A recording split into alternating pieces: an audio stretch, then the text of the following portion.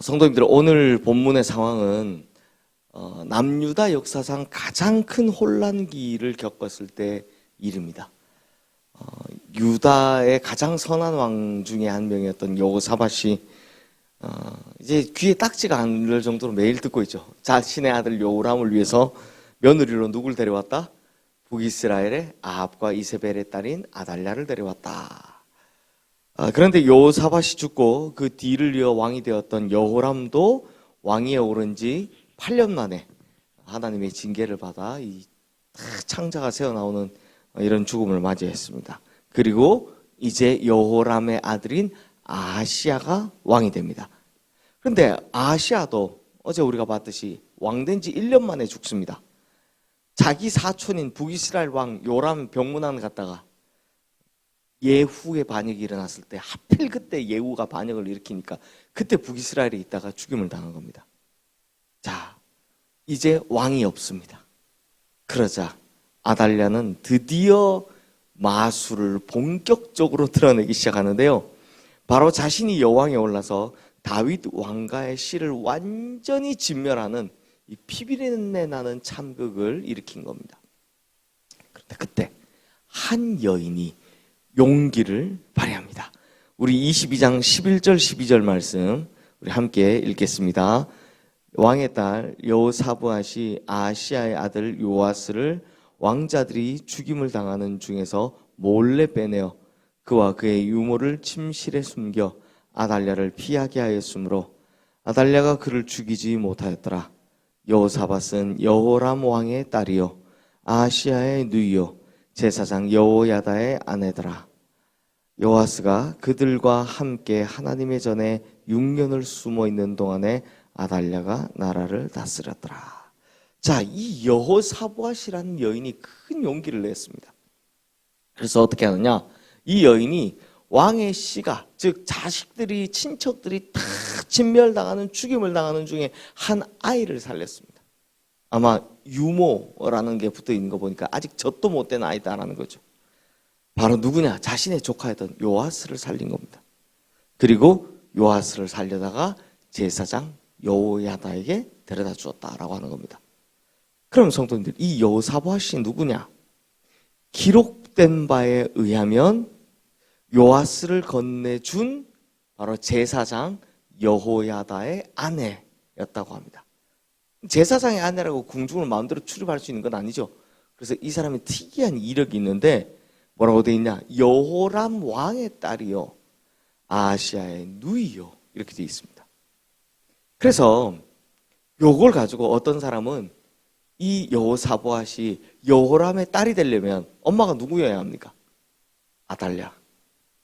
아달랴 여호람과 아달랴 사이에 태어난 딸이 엄마를 배반한 거다라고 이야기하는데 이건 학자들마다 다른데요.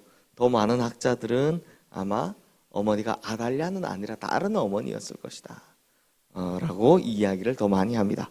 근데 이렇게 됐다면, 만약 그 어머니 이름이 정확하게 나왔더라면 굉장히 극적인 상황이죠. 어머니는 남유다를 집어삼키려고 하는데 딸은 안 돼! 하고 이렇게 틀어막은 상황이니까요.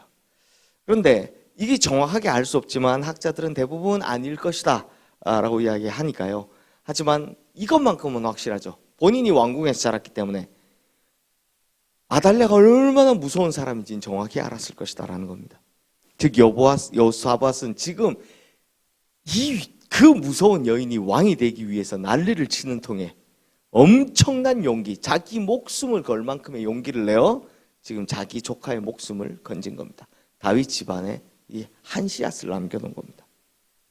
그리고 이제 부부는 닮는다고 요아스를 건네받은 제사장 여호야다가 용기를 냅니다. 사실 아달랴가 버티던 시절에 제사장이라고 하면 당연히 이전까지는 어용 제사장이었겠죠. 이 왕이 하는 걸 그냥 다 뭐 특별히 쓴소리 안 하고 살았던 어용 제사장이었겠죠. 하지만 이번에는 큰 용기를 냅니다. 어린 요아스를 키우는 겁니다. 그런데 어디서 기를까 고민하다가 어디서 기르기로 작정한다? 오히려 성전에서 기르기로 작정합니다. 어차피 아달랴의 치세에서는 바알과 아세라 목상이 더 유명할 테니 당연히 성전 찾는 사람들이 많이 없을 겁니다. 오히려 성전 찾아왔다가 핍박을 당할 거기 때문에 성전에서 기르는 것이 가장 안전할 거다라고 판단을 한 겁니다. 그렇게 6년 동안 숨죽이가며 조카를 길러냈습니다. 그리고 이제 7년째가 되자 큰 일을 하는데요. 23장 1절 말씀 우리 함께 읽겠습니다. 제7년에 여호야다가 용기를 내어 백부장 곧 여로함의 아들 아사랴와 여호하난의 아들 이스마엘과 오벳의 아들 아사랴와 아디야의 아들 마아세야와 시그리의 아들 엘리사밧 등과 더불어 언약을 세우매. 자, 이 말씀에 쭉 같이 하는 사람들이 나오는데 그 중에 특이한 게 있습니다.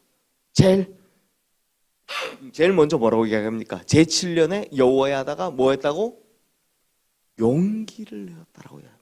제가 앞서 사실 여호사밧, 여호야다 이야기할 때 계속 참 용기를 냈어 이 말을 계속 해왔습니다. 왜? 우리가 봤을 때야 뭐 빼앗긴 왕위를 되찾아오는 거지만 당시로 보면 이건 뭡니까? 반역입니다. 반역을 일으켜야 되는 겁니다. 그러니 반역을 도모하는 일에 큰 용기가 필요했을 겁니다. 그리고 함께할 동지들을 이 7년 차가 되었을 때 모으기 시작했다는 겁니다. 사실 말이라는 건 발설하는 순간 비밀이 아니게 되죠. 발 없는 말이 천리를 간다. 우리 속담에도 나오지 않습니까? 그러니 누구 하나 배신하면 자기들의 생명을 담보할 수가 없습니다. 그러니 자기의 생명이 풍전등화의 상황에 놓일 걸 감수하고 지금 용기를 내었다는 겁니다. 하지만 결과가 어땠습니까? 아달랴를 몰아내고 요아스를 왕위에 앉히게 됩니다. 즉 두 사람, 이 부부가 용기를 낸 것으로 말미암아 하나님의 나라가 다시 제자리를 찾게 되었다라는 이야기를 하고 있는 겁니다. 그러므로 성도님들, 우리에게는 가끔 이런 용기가 필요합니다. 불의한 세상에 맞서 싸울 용기, 죄악에 맞서 싸울 용기, 내 안에 있는 죄악과 불의와도 맞서 싸울 수 있는 용기, 이런 용기들이 바로 하나님의 나라를 바로 세우는 겁니다. 그리고 이런 용기에는 놀라운 전염성이 있습니다. 여인이 용기를 내자 남편이 용기를 얻었죠.